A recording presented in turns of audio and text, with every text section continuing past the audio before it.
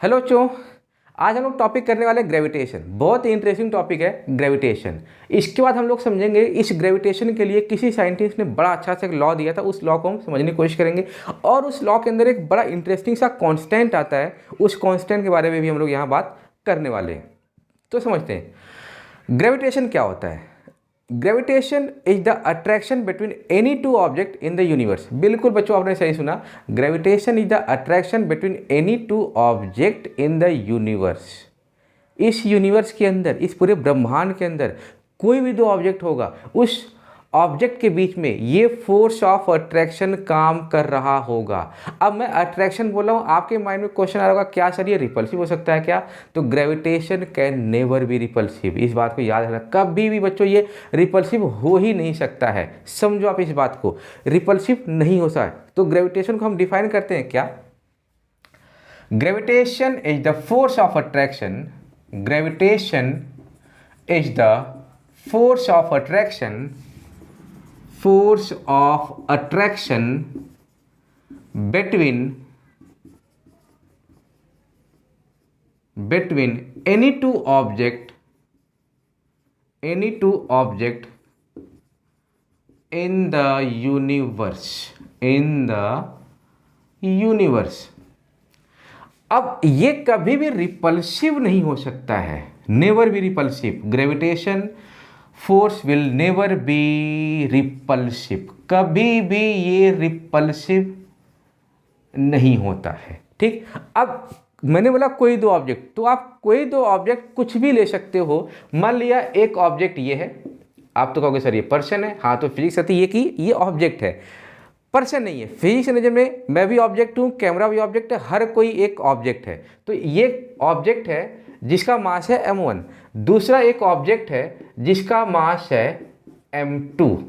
तो क्या इन दोनों के बीच में ये ग्रेविटेशन फोर्स ऑफ अट्रैक्शन लग रहा है?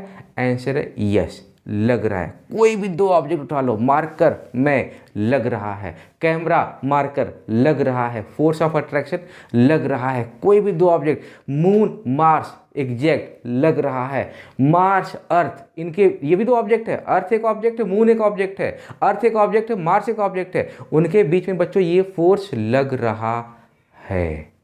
समझो आप इस बात को। तो कोई भी दो ऑब्जेक्ट उठा लो आप, पूरे यूनिवर्स के अंदर सन और अर्थ के बीच में लग रहा है, जुपिटर और अर्थ के बीच में लग रहा है। कोई भी दो ऑब्जेक्ट सोचोगे, जो भी आप ऑब्जेक्ट सोचने वाले हो, उन ऑब्जेक्ट के बीच में ये फोर्स लग रहा होगा।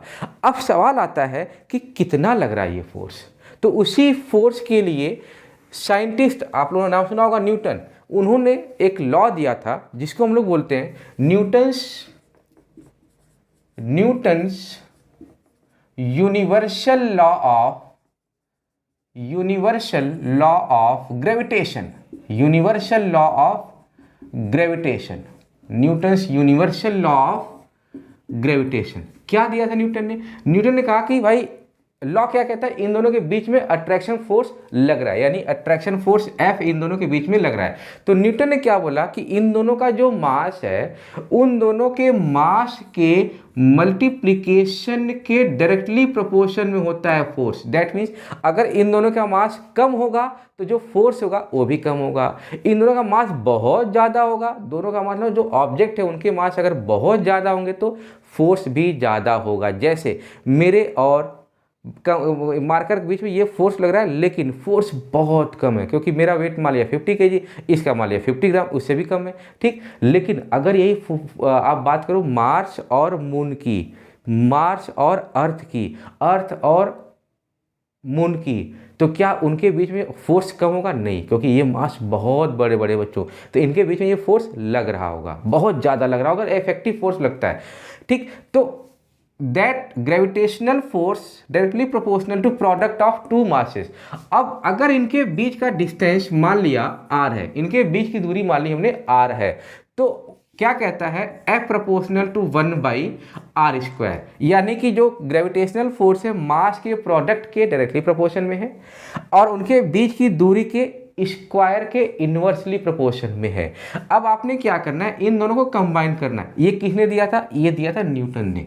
तो अगर आप इन दोनों को कंबाइन करोगे तो आएगा F proportional to m1 m2 by R square. अब प्रोपोर्शनलिटी को आप हटाओगे तो एक कांस्टेंट आता है। चूंकि ये लॉ बच्चों डिफाइन किया गया है for the universe, entire universe, तो यहाँ पर जो कांस्टेंट आता है उसका बड़ा अच्छा नाम होता है Gm1m2/r²। अब मैं इस G की वैल्यू लिखने वाला हूँ जिससे आपको पता चलेगा कि ये फोर्स पता क्यों नहीं चलता हमें। ठीक, अब where G is what, G is equal to universal gravitational constant, universal gravitational constant. ठीक, और इस G की वैल्यू, अच्छा ये कांस्टेंट पूरे यूनिवर्स के लिए डिफाइंड है, पूरे यूनिवर्स के लिए, केवल अर्थ पे नहीं, पूरे ब्रह्मांड के लिए बच्चों। ठीक, तो G इज इक्वल टू, अब इसकी वैल्यू क्या होती है, इसकी वैल्यू होती है, इसकी वैल्यू लिखते ही आपको पता चलेगा कि ये फोर्स पता क्यों नहीं चलता हमें। ठीक, तो इसकी वैल्यू होती है 6.67 into 10⁻11 Newton metre square kg-2। अब आप सोचो, ये -11 है, मेरे बीच और इस कैमरे के बीच में ये फोर्स लग रहा है, आंसर लग रहा है, पता क्यों नहीं चला है। सोचो, मेरा मास 50 kg, हालांकि कम बताया मैंने, इसका मास 50 ग्राम, मल्टीप्लाई करो और उस मल्टीप्लिकेशन में, उस मास के मल्टीप्लिकेशन में बच्चों आप इसको मल्टीप्लाई कर दो, किसको, 10⁻11। कितनी छोटी वैल्यू है, कितना फोर्स आएगा, बहुत छोटा फोर्स आने वाला है, इसलिए ये फोर्स पता नहीं चलता है। लेकिन अगर यही फोर्स बहुत बड़े बड़े जो बॉडीज हैं, अर्थ, मून, उनके बीच निकालोगे तो ये कुछ न कुछ अपना इफेक्ट डालता है। थैंक यू वेरी मच बच्चों।